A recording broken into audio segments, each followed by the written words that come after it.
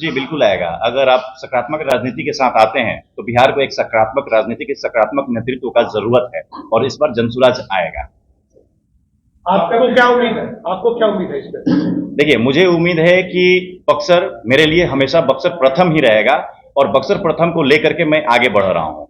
मैं इस बार अगर विधानसभा चुनाव हो या कोई भी चुनाव हो, मैं पार्टी के साथ हूँ और ये पार्टी का निर्णय करना है कि पार्टी क्या निर्णय करती है। अगर मैं उस काबिल हूं, अगर मैं पार्टी को मैं दिखाता हूं कि मैं उस काबिल हूं कि मैं बक्सर का नेतृत्व कर सकूं, मैं बक्सर से चुनाव लड़ सकूं, तो मुझे मौका मिले। अच्छा, बार बार ये आवाज उठती रहती है विभिन्न पार्टियों से कि लोकल नेता होना चाहिए जो हमारा प्रतिनिधि बने, तो आपको लगता है कि इस जो ये स्थिति है इसमें आप फिट बैठते हैं?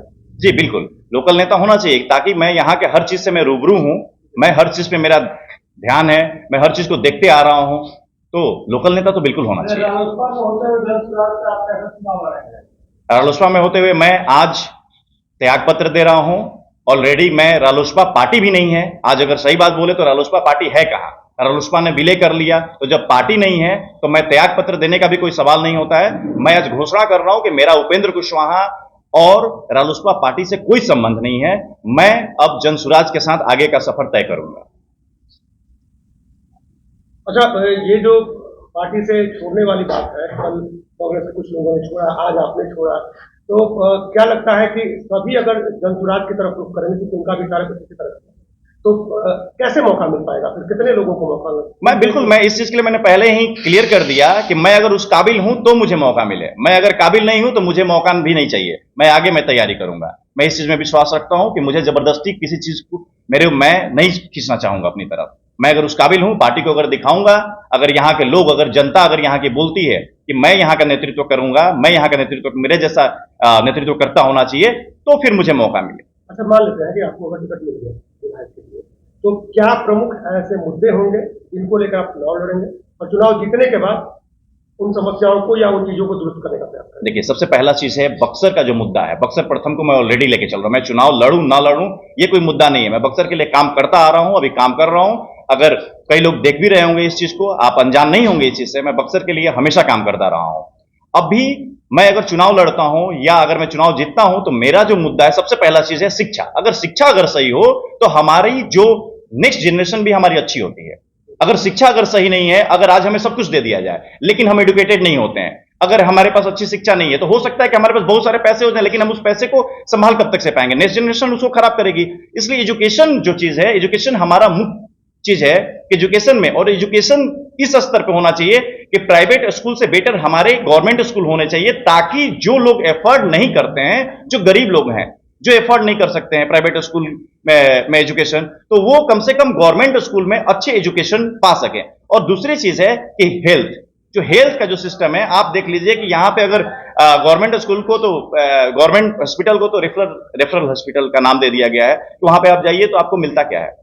मैं एक बात बता रहा हूं कि अगर सिस्टम, अगर एक कोई भी जनप्रतिनिधि, वो किसी दल से हो या निर्दल भी हो, अगर वो सही में अगर जनप्रतिनिधि है, तो मैं बोलता हूं कि बहुत कुछ बदल सकता है, बहुत मायने में बहुत कुछ बदल सकता है। बदलने के लिए सोच होनी चाहिए, आदमी के पास विजन हो जाना चाहिए। अगर आपके पास विजन नहीं है तो आप किसी भी पार्टी से हैं, आप आएंगे, आप अपने परिवार का भरण पोषण करेंगे, आप जनता के लिए कुछ नहीं कर पाएंगे। स्वास्थ्य शिक्षा की बात कर रहे हैं, आपके नेता उपेंद्र कुशवाहा भी लगातार शिक्षा सुधार की बात करते हैं, लेकिन जब उन्हें शक्ति मिली, जब वो पावर में आए, उन्होंने ऐसा कुछ किया नहीं। तो इसीलिए देखिए, हमारा सीधी सी बात है, इसीलिए मैं उनसे अलग हो गया, क्योंकि आप जो भी, मैं अगर जनसुराज के साथ भी आज मैं अपना सफर तय कर रहा हूं, कल के मेरा ये नहीं है कि अगर वो पार्टी अगर मेरे सोच से नहीं मिलती है, अगर वो बिहार के डेवलपमेंट की बात कर रहे हैं और उसके बाद बिहार के डेवलपमेंट ना करे, तो मैं उनके साथ नहीं हूं। मैं स्वतंत्र हूं, मैं किसी भी चीज के लिए, मुझे डेवलपमेंट चाहिए, मुझे किसी भी कीमत पे, मैं अगर राजनीति में कर रहा हूं तो मैं राजनीति को बदलने की, राजनीति कैसी होनी चाहिए वो मैं बताऊंगा।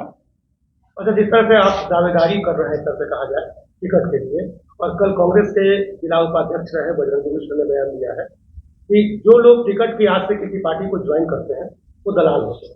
तो मैंने अभी आपको बोला, मैंने कहा कि मैं दावेदारी कर रहा हूं टिकट के लिए। मैं तो साफ शब्दों में कहा, अगर मैं उस काबिल हूं तो मुझे वो जगह दिया जाए, नहीं काबिल हूं तो मैं आगे फाइट करूंगा, मैं आगे पार्टी के लिए काम करूंगा, मैं बिहार के लिए काम करूंगा, मैं बक्सर के लिए काम करूंगा। दावेदारी नहीं कर रहा, मैं दावेदारी में कहां कर रहा हूं? मैं तो ये बता रहा हूं कि मुझे अपने को उस काबिल बनाना है।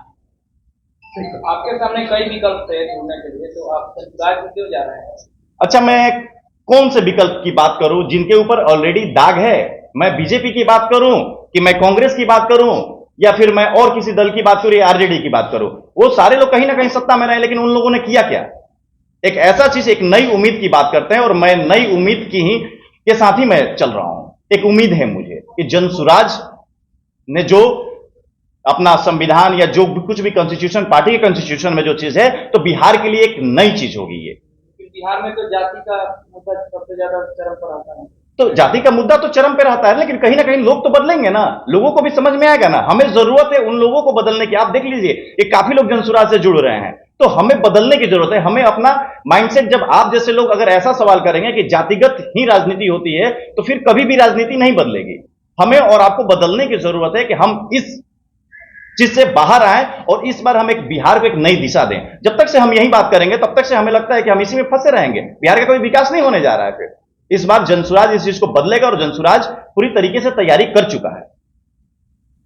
अभी तक जितनी पार्टियां एग्जिस्ट करती है, चाहे नेशनल लेवल पे हो चाहे स्टेट लेवल पे, सबके अपने आइडियोलॉजी होती है। कोई वामपंथ होता है, कोई दक्षिणपंथ होता है, कोई समाजवाद होता है। अभी तक जनसुराज जैसे संगठन का कोई पंथ पता नहीं चल रहा है। हम गांधीवादी की राजनीति कर रहे हैं जी, वो कोई इसमें बताने की जरूरत नहीं है। हमारे हर जगह गांधी जी ही दिखते हैं। तो तस्वीरों में क्या, विचार में भी। आप देख लीजिए कि प्रशांत किशोर का पदयात्रा कर रहे हैं, तो जगह जगह पदयात्रा कर रहे हैं, तो ये तस्वीरों में कहना ये गलत होगा। आप देख लीजिए कि जिस तरीके से लोगों को जागरूक करने का, लोगों के लिए काम करने का, वो एक अलग तरीके की राजनीति दिख रही है उनमें, कि एक बिहार में एक अलग राजनीति होगी अब।